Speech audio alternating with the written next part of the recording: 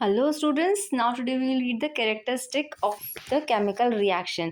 इससे पहले हमने क्या पढ़ा था? इससे पहले हमने पढ़ा था केमिकल रिएक्शन क्या होती है। अब हमसे केमिकल रिएक्शन के कैरेक्टरिस्टिक्स पढ़ेंगे। कैरेक्टरिस्टिक्स क्या होते हैं कि हमें केमिकल रिएक्शन के बारे में वो बताएंगे, ठीक है। Now formation of the precipitate, a solid substance precipitate when two solution react. जब भी दो सॉल्यूशंस को हम मिलाएंगे तो क्या फॉर्म होगा? अ सॉलिड सब्सटेंस फॉर्म होगा, जिसको हम प्रेसिपिटेट कहते हैं। For example, barium chloride react with the sodium sulfate to form a white barium sulfate precipitate। जैसे कि white barium sulfate precipitate एक पाउडर टाइप होता होगा, वो बन जाता है ना। जब हम किसी भी दो सॉल्यूशंस को मिलाएंगे और क्या बन जाएगा?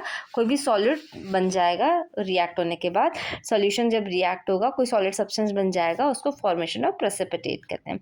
Second, evolution of coloured gases. क्या क्या होता है जब दो हम किसी भी सब्सटेंस को जब मिक्स करेंगे, रिएक्ट करेंगे, तो क्या होगा?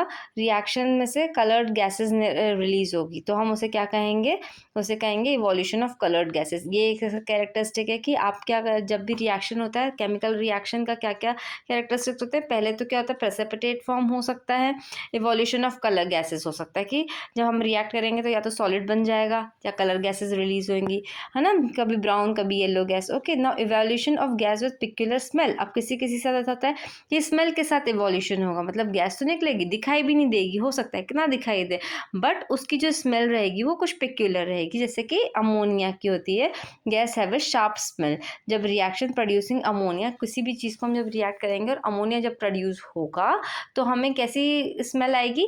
शार्प स्मेल आएगी। Now evolution of gas with effervescence. Gas bubble are formed and escape from the liquid. कभी कभी क्या होता है, जब हम कुछ दो चीज़ों को रिएक्ट करेंगे, दो reactants is a good word. जब हम रिएक्टेंट्स को रिएक्ट करेंगे तो क्या होगा कि जब वहाँ से उसमें से लिक्विड में से गैस एस्केप होगी तो क्या होगा? बबल्स फॉर्म होंगे। तो reaction of sodium with water releases hydrogen gas with bubble, मतलब कि बबल बबल फॉर्म होंगे। कभी कभी हम देखते हैं ना कि जब हम उसमें पानी में कुछ डालते हैं तो बबल्स फॉर्म होने लग जाते हैं। कभी कभी सर्फ डालते हैं, बट उसको मिक्स करना पड़ता है, जब रिएक्ट होता है तो बबल्स फॉर्म होते हैं, है ना। ऐसे ना एब्जॉर्प्शन और evolution of heat. Some reaction release heat exothermic while others absorb heat endothermic. अब एक्सोथर्मिक क्या होता है? जब हम जब किसी चीज़ों को जब दो रिएक्टेंट जब मिलेंगे तब ना हीट प्रोड्यूस होगी, ठीक है, तो उसको एक्सोथर्मिक कहेंगे। और जब हीट एब्जॉर्ब हो जाएगी तो उसको एंडोथर्मिक कहेंगे।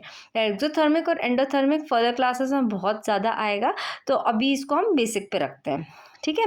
Now burning of magnesium releases heat and light while the dissolving salt like ammonia chloride absorbs heat, है ना। तो क्या होता है कि जैसे कि हम मैग्नीशियम को बर्न करेंगे तो वो हीट भी प्रोड्यूस करेगा, लाइट भी प्रोड्यूस करेगा, बट जब हम उसको डिसॉल्व करेंगे अमोनिया को, अमोनियम क्लोराइड को, तो वो हीट एब्जॉर्ब कर लेगा और थोड़ा ठंडा कर देगा उससे, ठीक है।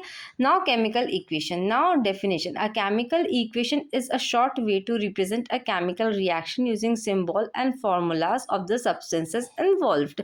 मतलब केमिकल इक्वेशन क्या है? एक शॉर्ट वे होता है केमिकल रिएक्शन को रिप्रेजेंट करने का, कि केमिकल रिएक्शन हुई है इन सब्सटेंस की हुई। अब हम पूरा पूरा नाम तो सबका लिखेंगे नहीं कि कितना मिक्स करा, कितना, मतलब ऐसा तो करेंगे नहीं, 1 ग्राम मिक्स कराना, 2 ग्राम मिक्स करा, ऐसा नहीं करेंगे ना। उसके लिए क्या है?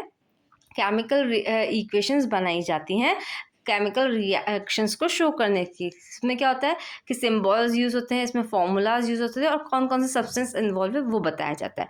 फॉर एग्जाम्पल कि magnesium ribbons burn in the air to form magnesium oxide. जब हम मैग्नीशियम रिबन को बर्न करते हैं हवा में, या हम पेपर को ही समझ लो, किसी पेपर को हम जब बर्न करते हैं हवा में तो क्या होता है? पेपर ब्लैक ब्लैक बनकर बन जाता है। अब हमने सिर्फ पेपर बताया, हमने देखा हुआ है, इसलिए हम समझ गए। अब हमें किसी और को जाकर बताना है कि मैग्नीशियम और ऑक्सीजन को हमने जब मिक्स करा तो मैग्नीशियम ऑक्साइड बन गया।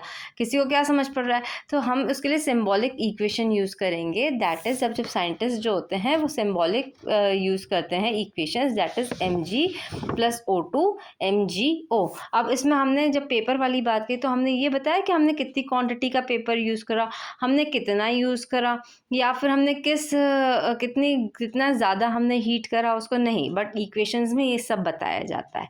ओके, इसलिए chemical equation, symbolic equations use हुई जाती हैं।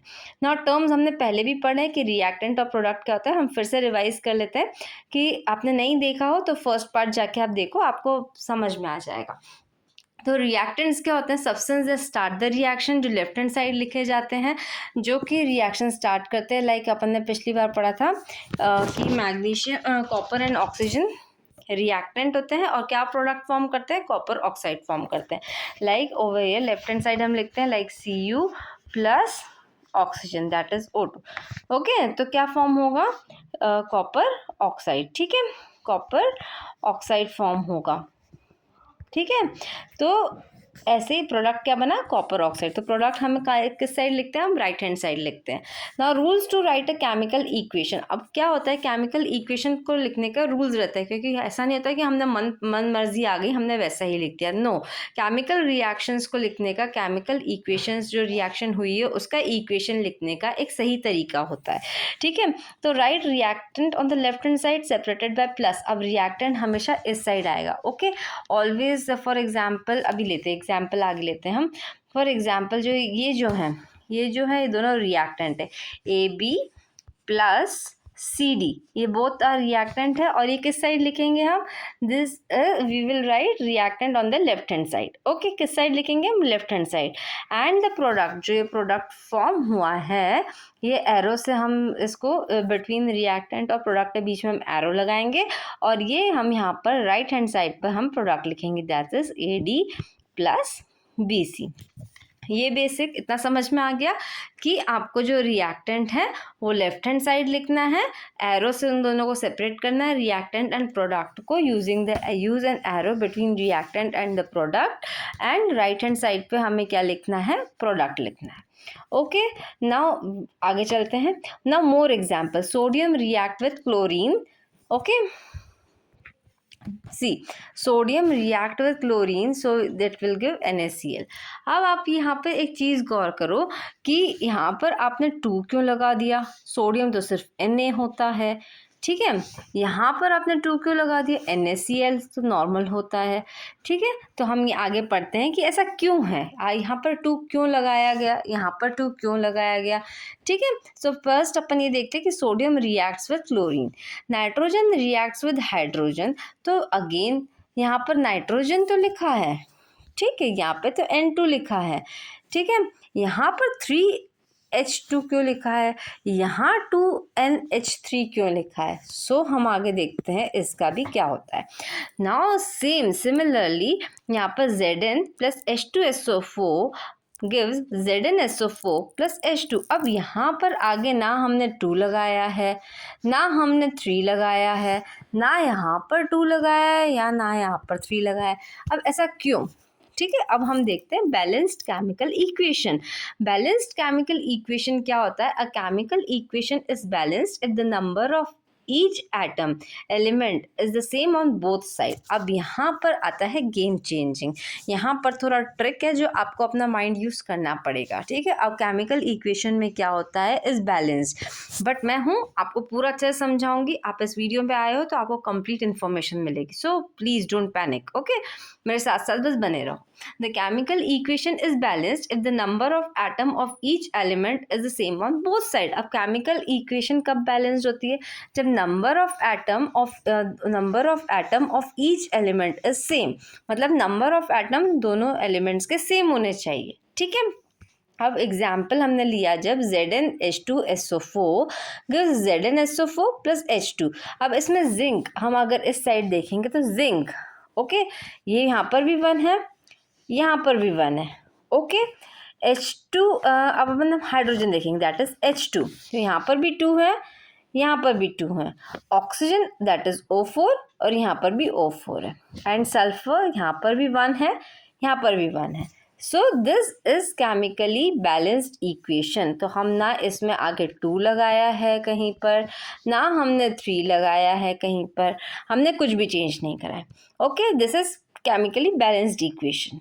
ठीक है, नाउ हम अनबैलेंस्ड इक्वेशन देखेंगे। If the number of atom is not equal in the equation is unbalanced, मतलब कि नंबर ऑफ जो एटम्स हैं अगर वो इक्वल नहीं है, है ना, अगर यहाँ पर भी अगर सपोज करो यहाँ पर 2H2 है, सपोज करो यहाँ पर ओनली H2 है ना, और यहाँ पर 2H2 है, तो ये क्या बैलेंस है, no, this is not balanced. So क्या होगा कि सो समझ में आया कि ये बैलेंस नहीं है, इसलिए this is unbalanced. Okay, now atoms can not be created और destroyed, so balancing is necessary. मतलब कि एटम्स को हम डिस्ट्रॉय नहीं कर सकते, ना कि हम उसे क्रिएट कर सकते. तो how to balance the equation, अब इक्वेशन को बैलेंस कैसे करें. फॉर एग्जाम्पल Na+Cl2, तो NaCl है ना, क्या प्रोडक्ट बना है, Na+Cl2 NaCl बना दिया. But the chlorine is unstable. अब यहाँ पर हम देखेंगे तो क्लोरीन एक है और यहाँ पर हम देखेंगे तो क्लोरीन 2 है. तो two atom on the left hand side and 1 atom on the right hand side. Now before add 2 before NaCl, अब हम क्या करेंगे कि हम इसके आगे 2 लगा देंगे. ठीक है, हमने इसके आगे जब 2 लगा दिया है तो अब क्या हो गया, अब इसका मतलब क्लोरीन तो 2 हो गए, डन है ना, क्लोरीन तो 2 हो गए, बट इसके साथ साथ Na भी 2 हो गया. यहाँ पर Na तो 2 है ही नहीं, यहाँ पर Na क्या है, सिंगल है. सो हम क्या करेंगे, तो we will add 2 before Na. अब हम क्या करेंगे, Na के आगे हम क्या लगा देंगे, हम यहाँ पर भी 2 लगा देंगे. ठीक है, तो क्या हो जाएगा, यहाँ पर हम जब 2 लगा देंगे, यहाँ पर हम 2 लगा देंगे, तो अब 2 Na हो गए, Cl2 हो गए. ठीक है, तो 2 Na और यहाँ पर 2 Cl. ठीक है, तो ये क्या हो गई, अब ये एक बैलेंस इक्वेशन हो गई. Now the equation is balance. Law of conservation of mass, mass is neither created nor be destroyed in the chemical reaction, therefore balance chemical equation follows this law. मतलब कि हम मास को ना तो चेंज कर सकते हैं, ना क्रिएट कर सकते हैं, ना डिस्ट्रॉय कर सकते हैं. तो हम सिर्फ क्या कर सकते हैं, उसको फॉलो करने के लिए हम सिर्फ केमिकल इक्वेशन को बैलेंस कर सकते हैं. ठीक है ना, अब आपको क्या करना है, मैं थोड़े से और एग्जाम्पल्स दूंगी इसके नेक्स्ट वाले वीडियो में. सो आप तब तक अपने बुक से प्रैक्टिस करो. Thank you for watching the video. Like share and subscribe करो, सब्सक्राइब ज़रूर करना जिससे कि आपको नोटिफिकेशंस मिलते रहे. बहुत ही जल्द इसका थर्ड पार्ट भी मैं अपलोड कर दूँगी. Thank you for watching. Bye bye.